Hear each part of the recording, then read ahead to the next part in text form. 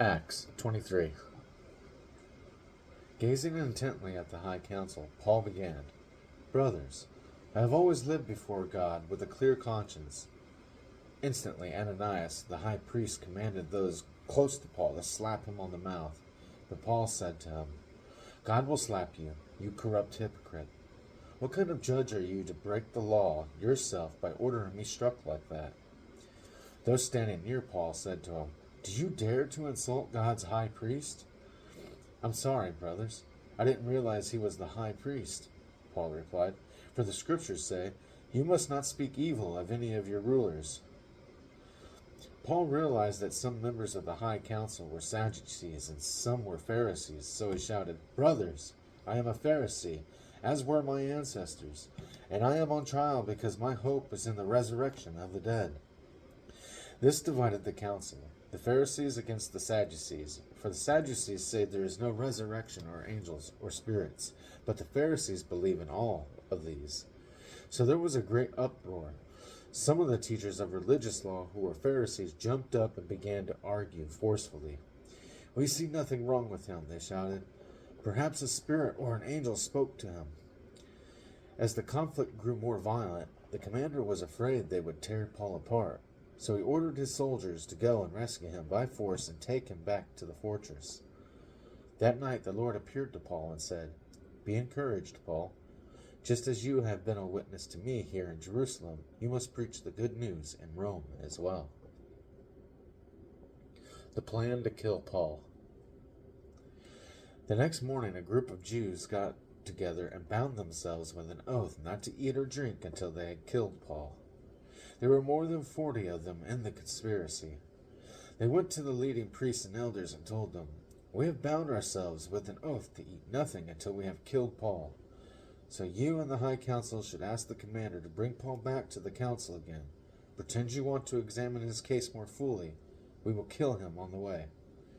But Paul's nephew, his sister's son, heard of their plan and went to the fortress and told Paul. Paul called for one of the Roman officers and said, "Take this young man to the commander. He has something important to tell him." So the officer did, explaining, "Paul the prisoner called me over and asked me to bring this young man to you because he has something to tell you." The commander took his hand, led him aside, and asked, "What is it you want to tell me?" Paul's nephew told him, "Some Jews are going to ask you to bring Paul before the high council tomorrow, pretending they want to get some more information. But don't do it. There are more than 40 men hiding along the way, ready to ambush him. They have vowed not to eat or drink anything until they have killed him. They are ready now, just waiting for your consent." "Don't let anyone know you told me this," the commander warned the young man. Paul is sent to Caesarea.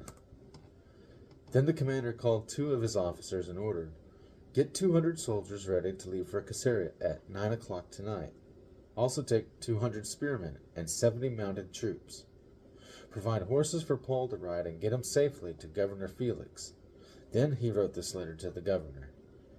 "From Claudius Lysias to His Excellency, Governor Felix. Greetings. This man was seized by some Jews, and they were about to kill him when I arrived with the troops. When I learned that he was a Roman citizen, I removed him to safety. Then I took him to their high council to try to learn the basis of the accusations against him. I soon discovered the charge was something regarding their religious law, certainly nothing worthy of imprisonment or death. But when I was informed of a plot to kill him, I immediately sent him on to you. I have told his accusers to bring their charges before you." So that night, as ordered, the soldiers took Paul as far as Antipatris. They returned to the fortress the next morning, while the mounted troops took him on to Caesarea. When they arrived at Caesarea, they presented Paul the letter to Governor Felix. He read it, and then asked Paul what province he was from. "Cilicia," Paul answered. "I will hear your case myself when your accusers arrive," the governor told him. Then the governor ordered him kept in the prison at Herod's headquarters.